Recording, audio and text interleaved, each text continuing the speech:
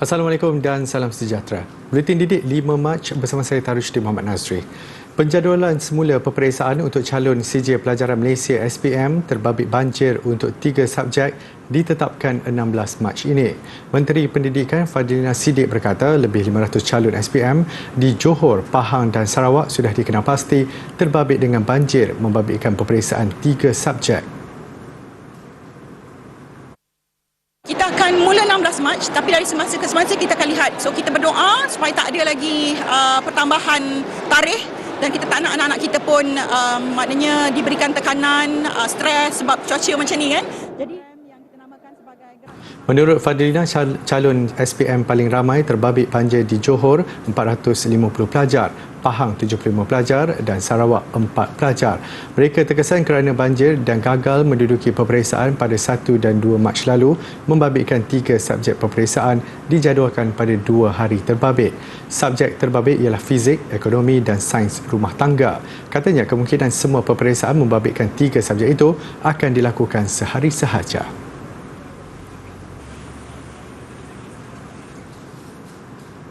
Peranan dan sumbangan guru amat besar pada setiap insan dan sambutan Hari Guru yang disambut setiap tahun pula sebagai tanda menghargai jasa serta meraihkan warga pendidik.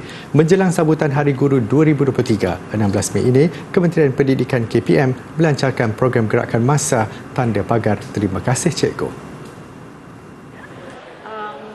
Siang tadi berlangsung majlis pelancarannya oleh Menteri Pendidikan Fadlina Siddiq. Program bermula sejak 2018 dalam usaha memupuk kerjasama ibu bapa, komuniti dan sektor swasta dalam hal ehwal sekolah dan pendidikan. Yang kita hapuskan itu adalah penganjuran program-program yang tidak memberikan impak yang tinggi kepada anak murid. Hari Guru tetap diraikan dalam konteks sekolah dan peringkat kebangsaan. Ya. Jadi mereka ini akan kumpulkan momentum-momentum ini untuk menuju ke peringkat kebangsaan. Ya. Jadi saya ingat Datuk KP, Ketua Pengarah telah pun mengeluarkan nanti, akan keluarkan SPI bagaimana penganjuran-penganjuran itu dibuat. Katanya objektif gerakan massa ini adalah untuk menzahirkan penghargaan terhadap jasa dan pengorbanan guru. Selain itu, usaha itu juga diyakini mampu memperluaskan jalinan strategik segenap lapisan masyarakat selain memperkukuhkan permuafakatan, kerjasama dan sikap kebersamaan semua pihak.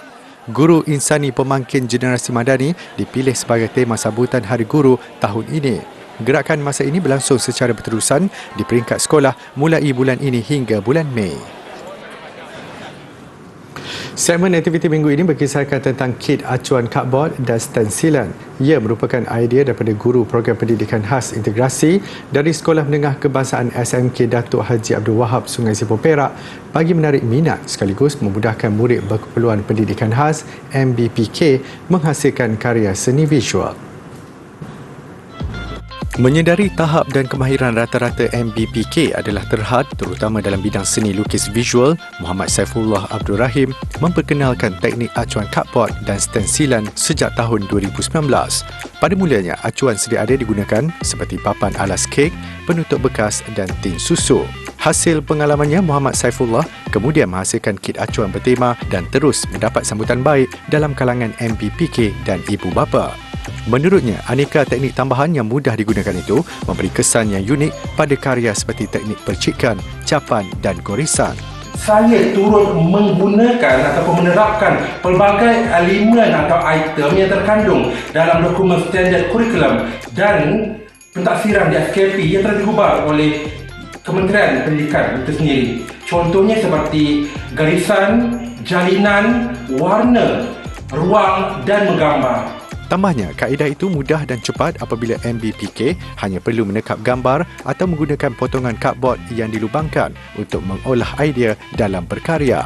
Bagi MBPK Nur Atira Ayuni Abdul Rashid yang pada awalnya kurang meminati pendidikan seni, penggunaan kit acuan cardboard dan stensilan telah banyak membantunya dalam subjek tersebut.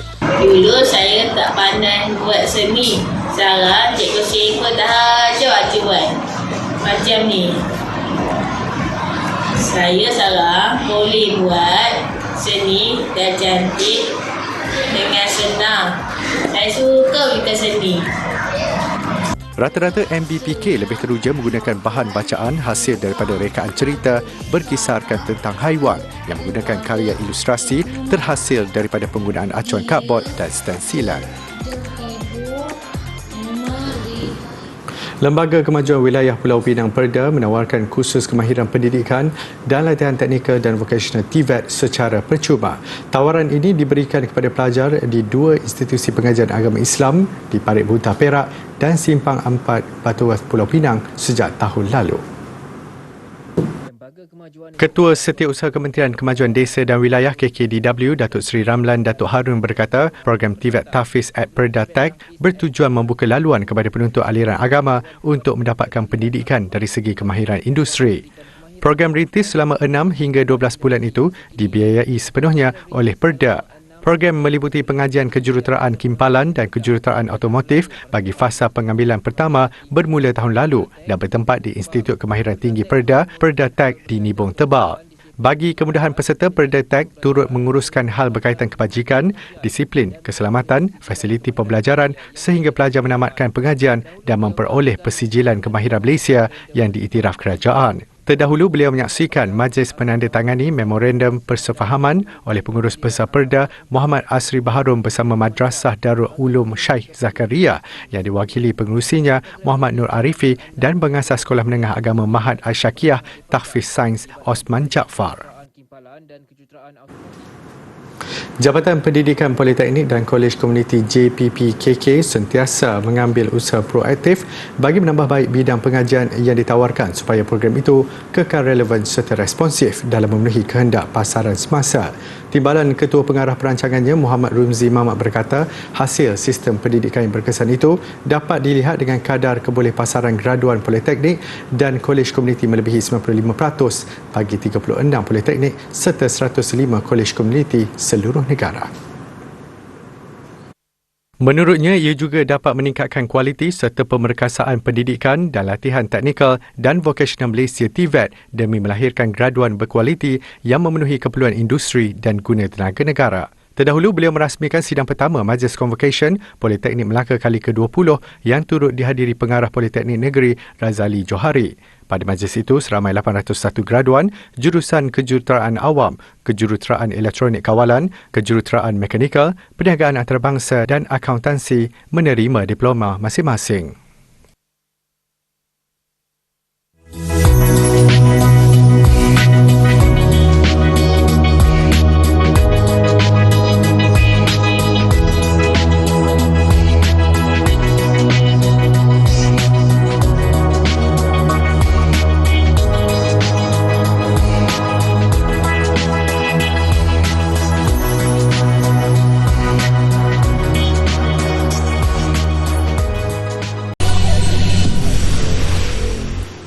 Sebanyak 359,742 tablet sudah diagihkan kepada mahasiswa dan pelajar di sekolah di seluruh negara menerusi inisiatif Peranti Siswa yang diterajui oleh Kementerian Komunikasi dan Digital KKD. Agihan itu mula dilakukan sejak September lalu, membabitkan kos keseluruhan RM450 juta dan memberi manfaat kepada mahasiswa daripada keluarga kelompok B40. Menteri Bertanggungjawab Fahmi Fazil berkata bagi mempercepatkan agihan, kemudahan berkenaan diserahkan terus kepada penerima. KKD juga mengaktifkan 31 pusat pengagihan berpusat di seluruh negara selama 3 minggu bermula 17 Februari lalu.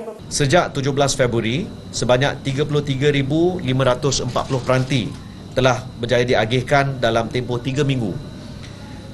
Terdapat lebih kurang 9,000 peranti lagi yang dijangka akan diselesaikan secepat mungkin.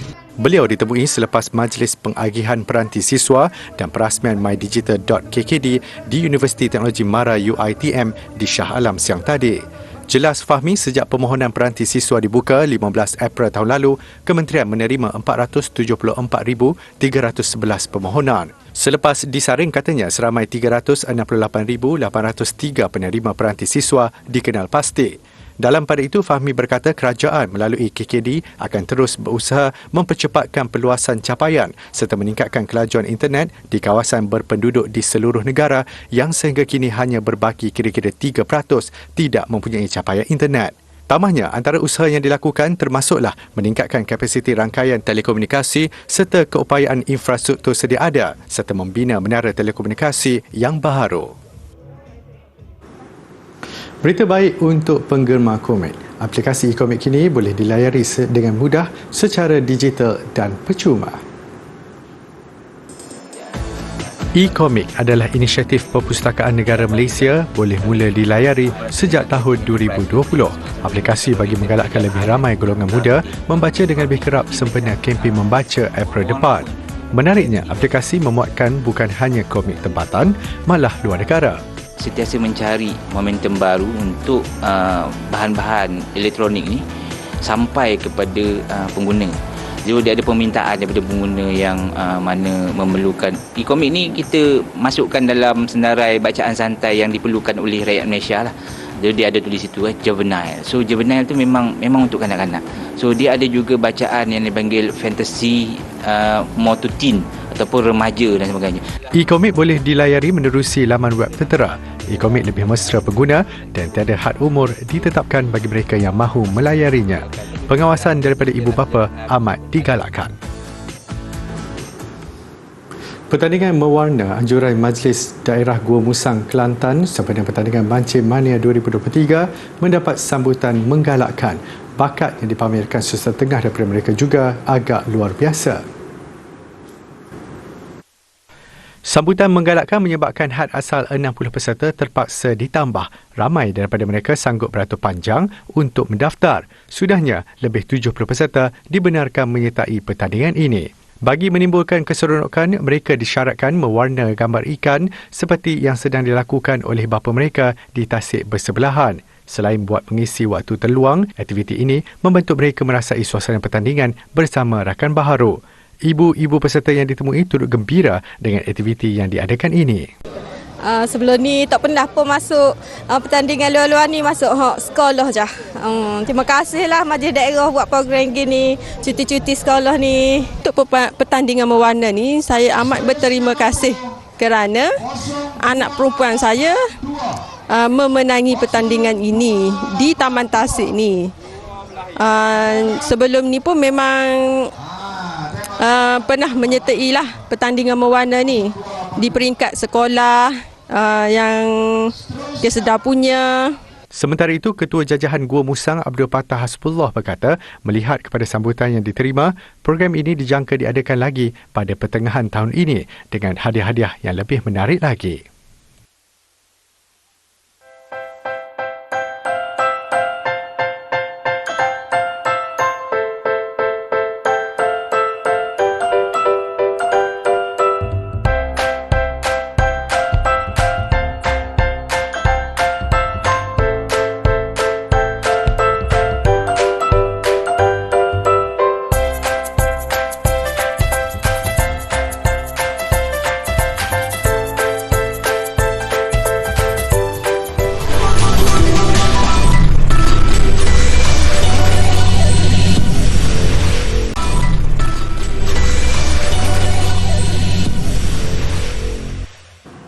Bertemu kembali. Semakin ramai doktor di berita menzahirkan kebimbangan mereka ke atas kesan yang dialami pesakit kerana menggunakan nitrous oksida atau gas ketawa. Gas itu yang turut dikategorikan sebagai dadah boleh menyebabkan kerosakan neurologi yang serius hingga ke tahap lumpuh. Salah seorang pengguna terbabit yang cuma mahu dikenali sebagai Musa mengakui mengambil gas ketawa adalah perkara paling bodoh pernah dilakukannya. Oh, it's stupid. If you want to disable yourself, carry on. Tambah Musa, akibat tindakannya itu, dia kini sukar untuk bergerak. Musa, 20 tahun, mengakui dia tidak tahu bagaimana untuk meneruskan hidupnya jika dia tidak boleh lagi berjalan dengan betul. Sementara itu, siasatan oleh Sky News di bandar Birmingham, United Kingdom mendapati tiada sekatan dikenakan untuk membeli gas ketawa. Ia semudah membeli barangan runcit. Which one? Big one. Yeah. Which one? How much? £50. How much? 50. 30. Okay. Dalam perubatan, gas ketawa kebiasaannya digunakan bagi melegakan rasa sakit, sebagai ubat bius dan bagi meredakan kebimbangan. Kegunaan lainnya termasuk dalam pelbagai bidang industri sehingga turut digunakan para chef bagi membuat krim. Ia mendapat julukan sebagai gas ketawa kerana apabila digunakan, ia menyebabkan rasa eufhoria, pening dan mudah ketawa. Dalam kebanyakan kes, ia turut menyebabkan gangguan bunyi dan halusinasi. Atas faktor itu, doktor berharap kawalan lebih ketat diperkenalkan ke atas kumpulan yang dibenarkan membeli dan menjual gas ketawa. Seeing young people with completely avoidable, preventable neurological disability is far from a joke. It's really upsetting. Pejabat Statistik Kebangsaan United Kingdom dalam laporannya pada Disember lalu menyebut terdapat 1.3% penduduk berumur 16 hingga 59 tahun di negara itu menggunakan gas ketawa. Ia membabitkan jumlah sekitar 444,000 orang. Sesuai perkembangan semasa, banyak kapal layar mewah atau turut dipanggil super yacht mula menggunakan alat jimat tenaga. Sering disifatkan sebagai rumah agam terapung, bahan yang digunakan sebaliknya agak murah seperti panel solar dan bateri sebagai alternatif kepada penggunaan diesel. Perubahan itu dapat dilihat pada pameran bot Dubai di Dubai Emiriyah Arab Bersatu. Panjangnya yang mencapai sehingga 68 meter menyebabkan kapal layar mewah ini tidak dapat berlabuh di pelabuhan Dubai, tempat semua kapal-kapal lain dipamerkan. Ia juga selaras matlamat yang mahu dibawakan oleh pempamer ke arah penggunaan bot elektrik dan yang lebih mesra alam sekitar. Berbanding bot tradisional yang mempunyai panel solar di atas bumbung kapal, untuk bot baru yang menggunakan tenaga solar, semua panel dibina pada badan dan tiang kapal. Semua tenaga kemudian disalurkan terus ke bateri. Sebagai langkah persediaan terhadap sebarang kemungkinan tidak diingini, bot ini misalnya turut dilengkapkan dengan generator daripada kuasa diesel. Yang pasti, hasilnya sungguh di luar dugaan. This boat is coming from Monaco to Dubai by himself, by sail. We go to Istanbul, a small stop to present the boat in Istanbul. After we stop in Jeddah, the second stop was in Jeddah. And from Jeddah we sail to Djibouti to Dubai. We not use 1 liter of fuel. Menurut lab, botnya turut menapis air sendiri dan tidak menggunakan air daripada botol plastik. Dan yang lebih menarik, semua bahan itu dibuat mereka dengan menggunakan bahan kitar semula. Kita akan melihat teknik pernafasan yang tidak boleh dilakukan ketika menyanyi. Okey, yang pertama, nafas itu diambil dari hidung dan dikeluarkan dari hidung juga.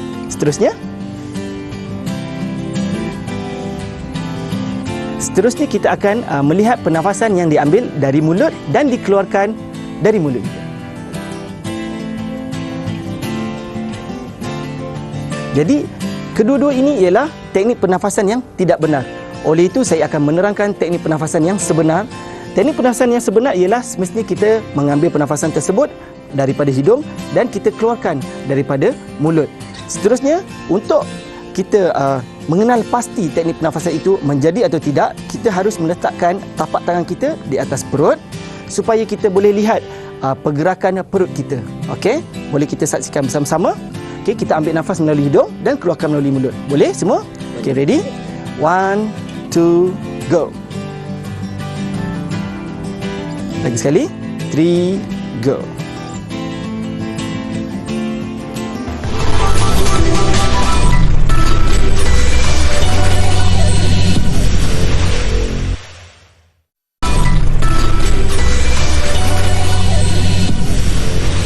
Sukan, Liga Malaysia Liga Super. PDRM mencatat kemenangan pertama selepas 3 perlawanan apabila menundukkan tuan rumah Kedah Darul Aman 1-0.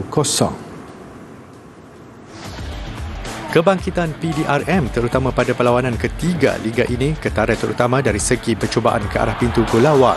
Peluang terbaik Kedah untuk pertama membuka jaringan, penjaga gol PDRM Muhammad Ramadan Abdul Hamid juga tidak kurang hebatnya.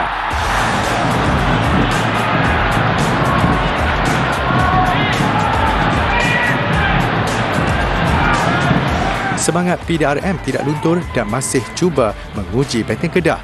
Minit ke-60, insiden ketua pasukan Kedah, Mania On mengasari Fadi Mahmud Awak Saleh menyebabkan dia dilayangkan kad merah dan Kedah terpaksa meneruskan permainan dengan 10 orang pemain.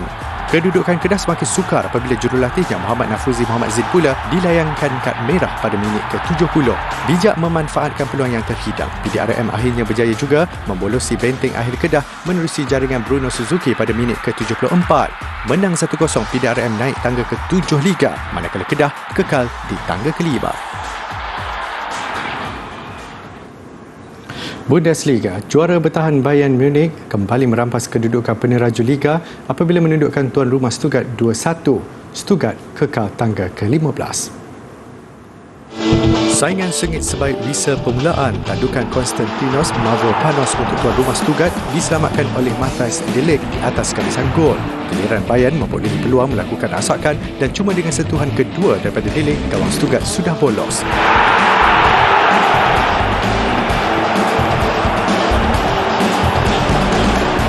Separuh masa kedua masih Bayern yang mendominasi asakan. Disusuli percubaan daripada Erik Maxim Choupo-Moting, Bayern 2-0 mendahului.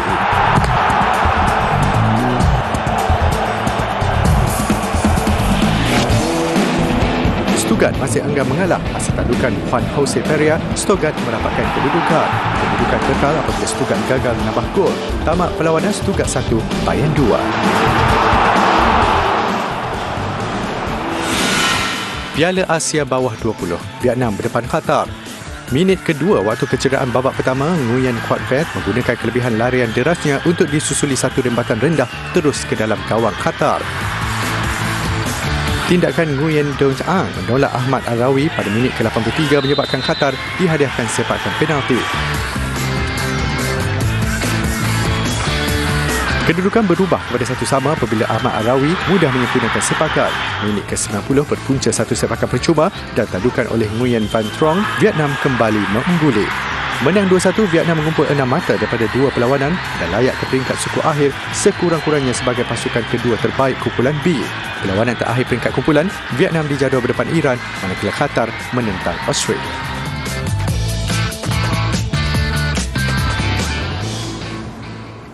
Mengakhiri buletin didik, saksikan langkah murni Saiful Amri Tumiran dari Yong Peng Johor menolong haiwan ternakan ketika dalam banjir. Kepada setiap masa banjir, teruskan bertabah. Saya Tarusdi Muhammad Nazri. Assalamualaikum.